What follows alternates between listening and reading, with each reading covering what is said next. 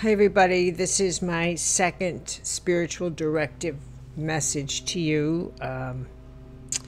It's quite a day here in Chicago. Not only do we have storms coming in where they're predicting 100-mile-an-hour winds, but we had quite an evening here in Chicago. Riots in the street. It's been storms everywhere, literally, and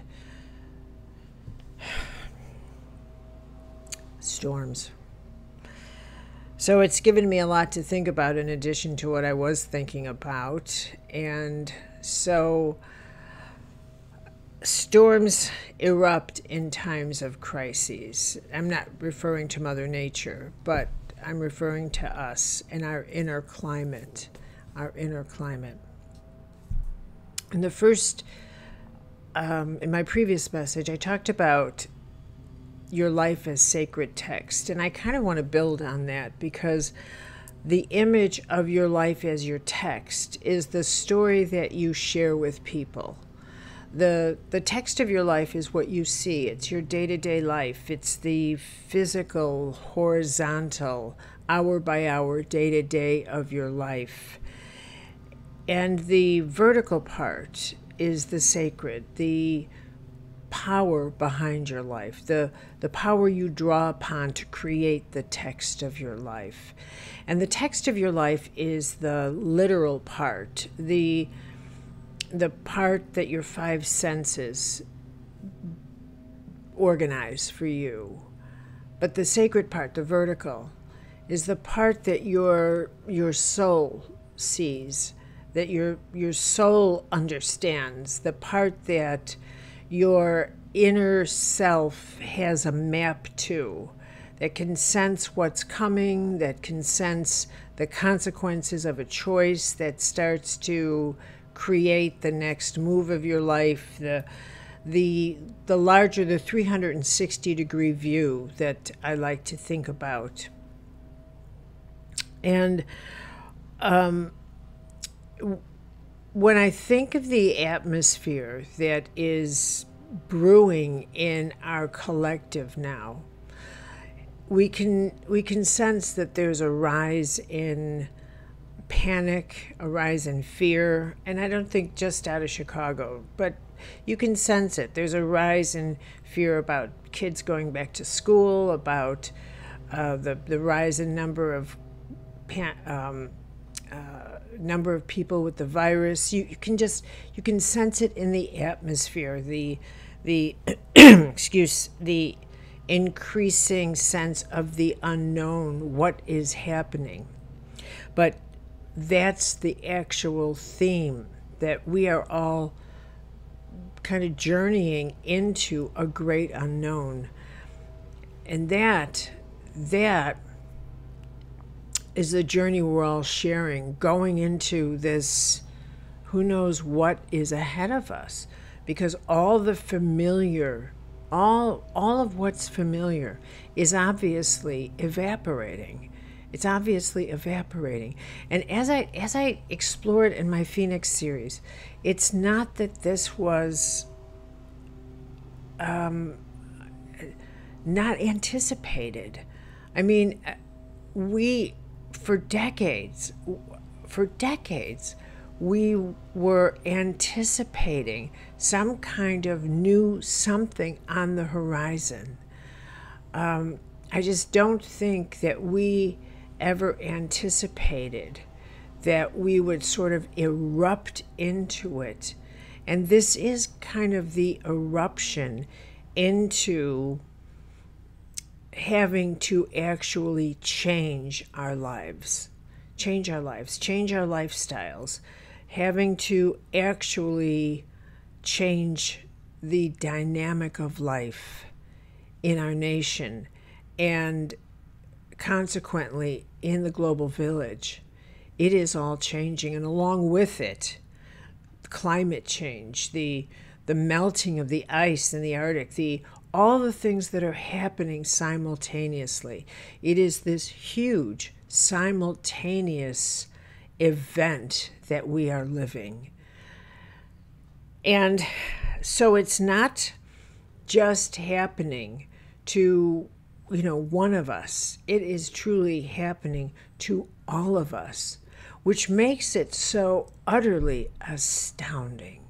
So utterly astounding. And it truly makes it quite something to be alive now. I mean, it does. There are times when I sit back and wonder with wonderment about living at a time when all things of such magnitude are happening around me. And it's just a wonderment. I used to think, what would it have been like to be alive during the Renaissance, when so many geniuses were up and changing the society in Italy and Europe and bringing forth so much light and so much creativity. What would it have been like to be alive during the time of Jefferson and Franklin, Monroe, Madison, Washington, Hamilton, the founding fathers, when such inspiration for revolution was happening? And what would it have been like during these epic periods of time that transitioned the world, that made such a difference? And we're living that. We're living that. And of course, during that time, when people are alive during an epic transition, which we are, you're not really aware we're living the epic transition. It doesn't become obvious till later, till we're not here anymore, to be honest with you. Till people look back and say, that's when it began. And it's when the harvest comes. After all of this creates a consequence. It's after it generates the consequence. The revolutionaries didn't know they were going to win, and they hoped they would win, and then start a nation that they weren't sure was even going to stay put. And then it faced a civil war. Only 40, 50 years later, it faced a civil war. 60, 65 years later, faced a civil war. So it wasn't sure it was even going to stay intact. So we are in that kind of energy of all things being tossed up to recreate something. And it brings out in people this incredible desire to go backwards, to go back. No, let's go back. Let's go back. I don't want to do this. I want to, I want to go back. And I watch that in people when they have to make a major change in their life. And how often at that crossroads, which is why I did a series on crossroads, how often at that crossroads, people will look backwards for counsel, for inspiration. Look backwards. And because they want to go backwards. They want to go wherever backwards is. And they want to walk backwards. They want their history back. I see when people are ill, for example, how often it is that it's the first time they actually really look at themselves. They actually really look at their face, look at their body. And it's in that moment that they realize they've actually aged. Up until that time, whatever image they were looking at in the mirror, they're, coloring their hair and Botoxing or makeup or working out and whatever men and women do to look in whatever reflection they see. When they get sick, then they look at themselves and they realize they've aged. They've aged. And I think aging is a funny thing. I think you can kind of go along.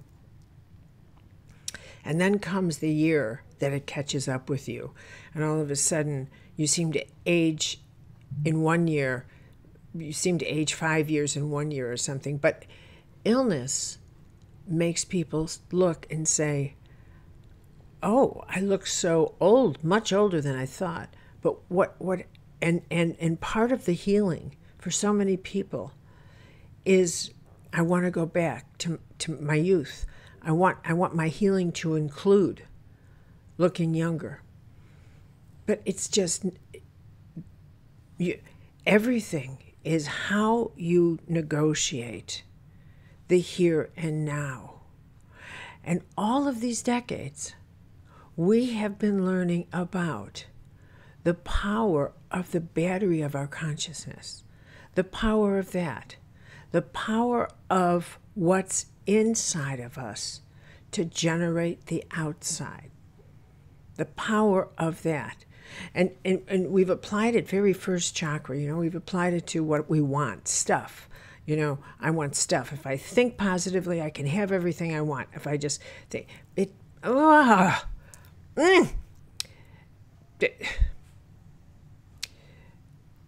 power of the soul is about the management of your response to panic, about the management of your response to fear, about the management of your response to those negative emotions that draw you in, to the darkness that might be looming in the collective, and your capacity to hold your center and say, no, no, no, no, and to draw upon that sacred thread, the sacred part of your text.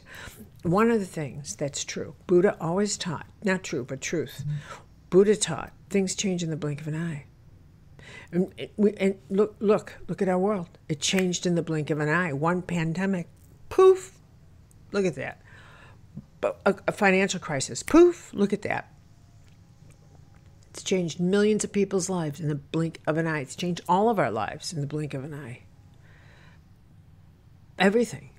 Buddha always said it's an illusion. What Buddha meant, look, it doesn't mean that if I take my phone and whack you over the head, you're not going to say, look, I hurt. It's not what illusion means. Illusion means that everything is just in front of you for the second, and then it's gone, and that nothing has any value but the value you give it. It's worth nothing until you decide it's worth something. It has no power unless you give it power. My pen has no power unless I tell you that if you get it, it starts writing down the numbers to the lotto automatically. And then you want it. Everything's illusion. And the idea that if I take this and eat this, I'll always be healthy, that's an illusion. Everything's an illusion. Except the truth. The truth.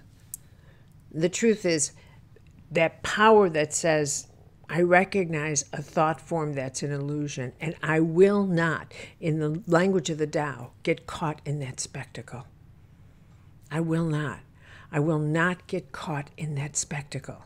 I will not allow that fear or that illusion to capture my soul. I won't get connected to it like gravity.